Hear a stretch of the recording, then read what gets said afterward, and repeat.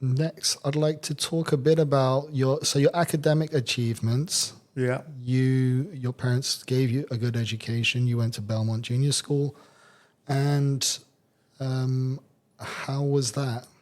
Well, that was a very interesting time in my life. I actually, so I've got one sister, so there's just the two of us. She's 1 year older than I am. Right. And I went to Belmont Junior School of Mill Hill. The aim was always to move from Belmont to Mill Hill, but my father played golf with the Mill Hill Masters, and they said the school's gone downhill. But I was very athletic. I did shooting. I did the shooting at the Bisley, and even though I had to forge the date of birth, etc., to qualify, but that was life. I played tennis, I played golf, I played rugby, I played football, I swam, I did athletics, and I think it just made me very, very competitive, with the sporting angle, and my marks were much higher I was always one or two in the classes, in terms of, especially in the mathematical fields, etc. Right. So going back to your earlier question, or maybe why didn't I go into medicine, Yeah. right? Well, the answer was, one, you got all the problems, right? And secondly, I was excelling in mathematics, right? I ended up in investment banking, and we'll talk a little bit more about that. There wasn't the money in investment banking, etc., in those days as there is today, right? The big bang in the city in the UK, globalization, etc., has made the compensation ridiculous as far as in some of the financial fields. And you saw that all change during your career. So you I went did. in when it wasn't that lucrative, and then it became. I started seeing it as being Right. lucrative probably around about 1986, when I got a job as a summer student. Talk about coincidences, which I don't believe in, that we were at a dinner, and my father went up to this person and said, "Oh, you must meet my son," because I used to drive my father, because I was old enough, and he would drink and he would have to make a speech. This person said, "Oh, I'm a partner in an actuarial firm. What are you doing?" I said, "I'm doing actuarial science at City University," which was Cass, and as you're probably aware, had to change its name to Bayes because Sir John Cass was involved in slavery, and so therefore we had 12 alumni meetings, hours and hours, just to change the name, which I don't think you can change history. So he got cancelled. He got cancelled. Yeah, basically. Cancelled. So the painters and decorators got a good job in terms of changing everything, and the letterhead went different. But it was there that I basically got a job as a summer student. I got paid £3 an hour, was my wage, and 15 pence a day in lunch and vouchers. Would you believe? Because that was the tax dodge at the time, right? So you got 75p, right? Didn't even buy you a sandwich, not in those days. The head of recruitment said, "I suggest you come and join us. Enjoy your last year at university. Don't bother looking for a job.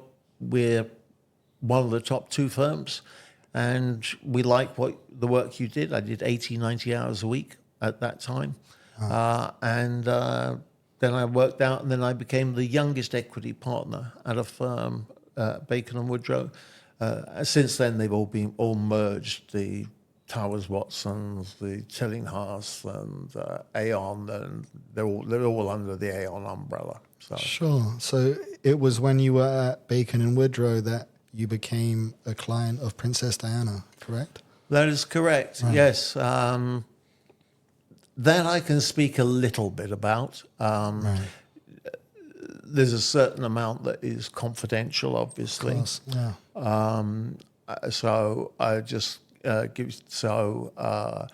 held what we call in the industry a beauty parade, whereby they got submissions from 4 of the leading firms with the named individuals. And I was the youngest by a long way. The other put up senior partner and this, that, and the other. I was head of the international investment consultancy. And she chose me. Why do you think? I think that she wanted someone younger, someone enthusiastic, and someone that she could relate to. So you were 30 years old at the time, which is pretty young for someone advising. Rather amusing that she had to come to our offices. So I used to go to Kensington Palace to go and see her, but she had to come to our offices. So I gave her an hour or so of tutorials. What is an equity? What is a bond? And I throw in a joke every so often, right? And the joke would be, picking fund managers, and you're going to see 4 today, is a bit like picking horses. Runners, you look at the form, the runners and riders, and you choose the favourite or the one that you want. And she said, "Oh, Nigel, I don't like horses. The Queen likes horses, right? I like rugger." And of course, she was having an affair with Will Carling at the time, etc. Right.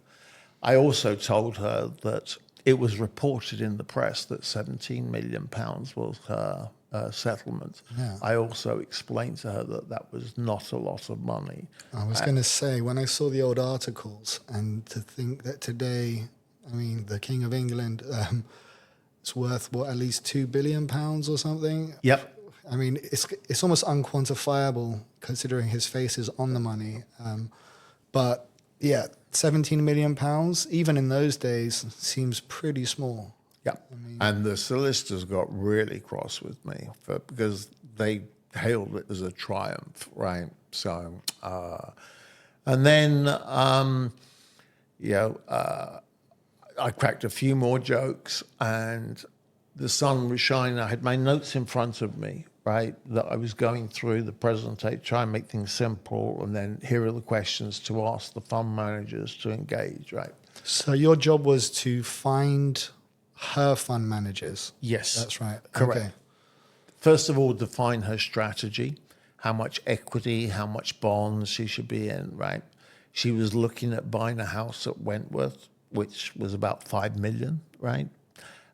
Stamp duty was only 1% in those days, by the way, not 12, right? And she had to provide her own security, her own chauffeur, her own staff, her own clothes. I'm sure she'd have got sponsorships, etc. Yeah, Which at the time was totally necessary. I mean, because she was probably one of the most famous individuals on the planet at that point, especially at the divorce time with Charles. Must have been like media frenzy everywhere she goes.